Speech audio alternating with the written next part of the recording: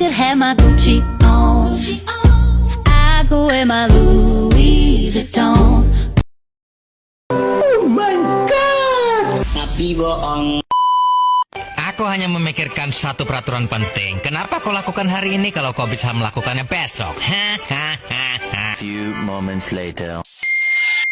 I'm okay. I'm fine. Kincana.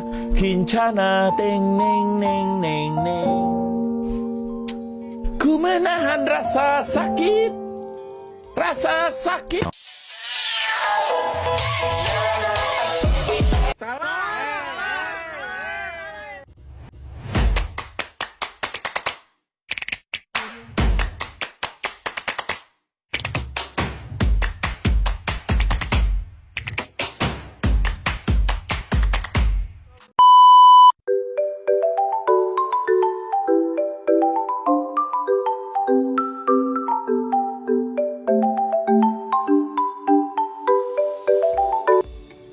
Assalamualaikum warahmatullahi wabarakatuh.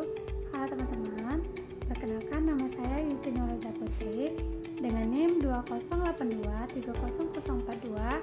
Saya dari Universitas Islam Negeri Sultan Toha Saifuddin Jambi, Fakultas Tarbiyah dan Keguruan, Prodi Tadris Matematika semester 3. Nah, alasan saya membuat video ini yaitu untuk memenuhi tugas UTS dengan mata kuliah Filsafat Pendidikan dengan dosen pengampu Ibu Pia Agnieszka SPD MPD. Baiklah, di sini saya akan menjelaskan tentang landasan filosofis pendidikan. Nah, di dalam materi landasan filosofis pendidikan, kita akan membahas 4 pokok pembahasan. Yang pertama yaitu pengertian filsafat dan landasan filosofis pendidikan. Yang kedua, landasan filosofis pendidikan, idealisme dan realisme. Yang ketiga, landasan filosofis pendidikan pragmatisme. Dan yang keempat, landasan filosofis pendidikan nasional atau Pancasila. Kita akan membahas pokok pembahasan yang pertama yaitu pengertian filsafat. Pengertian filsafat. Nah, secara etimologi, istilah dari filsafat berasal dari bahasa Yunani, yakni filosofia, serta filosofos. Philo memiliki arti cinta, sedangkan untuk sophia atau sophos ini memiliki arti kebijaksanaan, pengetahuan, serta juga hikmah. Sehingga dari dalam hal itu, pengertian filsafat ialah sejumlah gagasan yang penuh dengan kebijaksanaan, pengetahuan, serta juga hikmah. Secara umum, filsafat adalah suatu kebijakan hidup atau filosofia untuk memberikan suatu pandangan hidup yang penuh berdasarkan refleksi atau pengalaman hidup maupun pengalaman ilmiah dengan menggunakan akal dan logika pikiran manusia. Filsafat menurut para ahli. Yang pertama yaitu menurut Aristoteles, pengertian filsafat ini adalah memiliki kewajiban untuk menyelidiki sebab dan asal segala benda.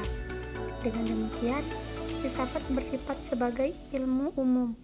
Tugas penyelidikan tentang sebab telah dibagi sekarang oleh filsafat dengan ilmu. Sedangkan menurut Ibnu Sina, hal pertama yang dihadapi seorang filsafat adalah bahwa ada yang berbeda-beda, tetapi ada yang hanya mungkin ada. Landasan filosofis pendidikan. Pendidikan adalah upaya agar manusia menjadi terdidik yang dapat membedakan mana yang baik dan mana yang buruk, sehingga tercipta kedamaian baik dalam dirinya maupun dunia. Menurut Ki Hajar Dewantara, tujuan pendidikan adalah agar mendapatkan keselamatan dan kebahagiaan. Filsafat pendidikan ialah hasil pemikiran dan perenungan secara mendalam sampai akar-akarnya mengenai pendidikan. Landasan filosofi pendidikan adalah seperangkat filosofi yang dijadikan titik tolak dalam pendidikan. Landasan filosofis pendidikan sesungguhnya merupakan suatu sistem gagasan tentang pendidikan dan edukasi atau dijabarkan dari suatu sistem gagasan filsafat umum yang diajukan oleh suatu aliran filsafat tertentu. kita masuk ke dalam pokok pembahasan kedua, yaitu landasan filosofia pendidikan, idealisme dan realisme. Adapun landasan filosofis pendidikan, idealisme. Idealisme adalah pendekatan filosofis di mana gagasan atau prinsip utama adalah satu-satunya realitas dan satu-satunya hal yang bermakna untuk diketahui. Kaum idealis percaya bahwa anak merupakan bagian dari alam spiritual yang memiliki pembawaan spiritual yang sesuai dengan potensinya.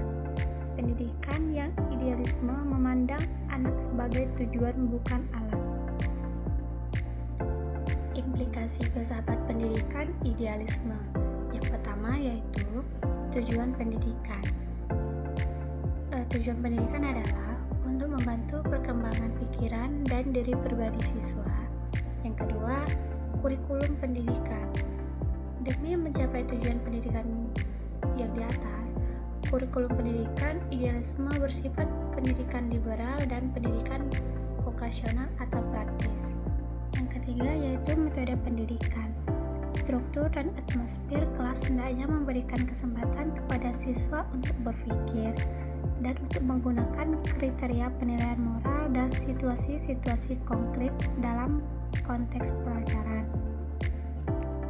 Yang keempat yaitu metode mengajar. Nah, dalam metode mengajar hendaknya mendorong siswa memperluas cakrawala atau mendorong berpikir reflektif dan lain-lain. Yang kelima yaitu peranan guru dan siswa. Para filsuf idealisme mempunyai harapan yang tinggi daripada guru. Guru harus unggul atau excellent agar menjadi teladan bagi para siswanya, baik secara moral maupun intelektual. Landasan filosofis pendidikan realisme.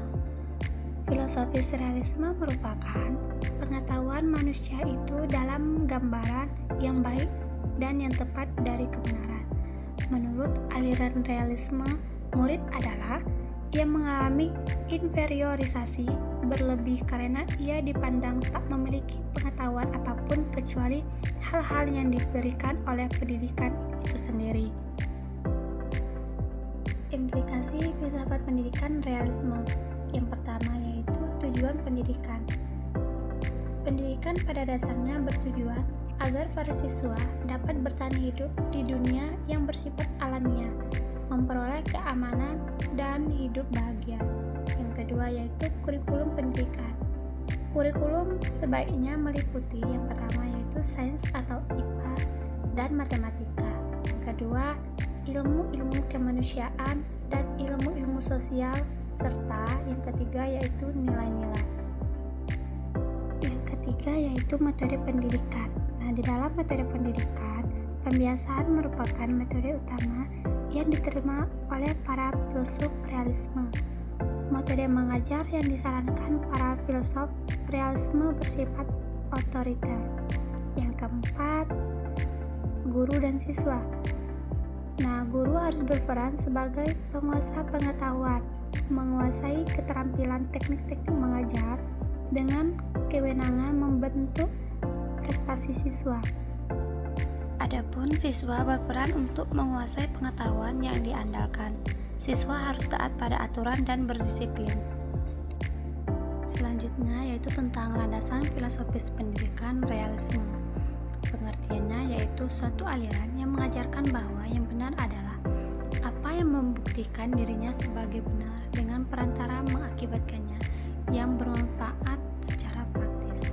Nah, tujuannya yaitu membantu dalam pendidikan saat peserta didik ingin belajar sesuatu, tentunya harus tahu kebenarannya, menandakan kegunaan atau tidak bagi peserta didik itu sendiri dan bagi sekitarnya.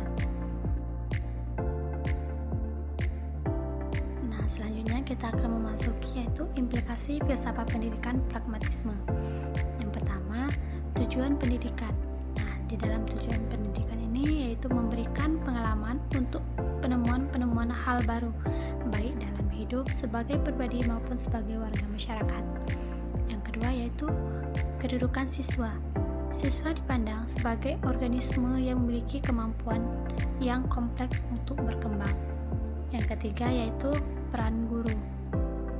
Guru berperan sebagai pembimbing siswa tanpa mengabaikan minat dan kebutuhan siswa. Yang keempat yaitu kurikulum pendidikan. Nah, di dalam kurikulum pendidikan berisi pengalaman-pengalaman belajar yang berhubungan dengan minat dan kebutuhan siswa. Yang kelima yaitu metode pembelajaran. Nah, di dalam metode pembelajaran ini, metode yang digunakan dalam pendidik atau pembelajaran adalah metode learning by doing. Nah, sekarang kita memasuki pembahasan terakhir yaitu implikasi filsafat pendidikan Pancasila. Nah, menurut sosial, Abdul Ghani menyatakan bahwa filsafat Pancasila adalah sebagai pesawat negara yang lahir sebagai ideologi koleksi atau ciri-ciri bersama. Nah, di dalam implikasi filsafat pendidikan Pancasila ini memiliki tujuan, yaitu filsafat nasional berfungsi untuk mengembangkan kemampuan dan martabat manusia Indonesia dalam rangka upaya mewujudkan tujuan nasional. Oh, you know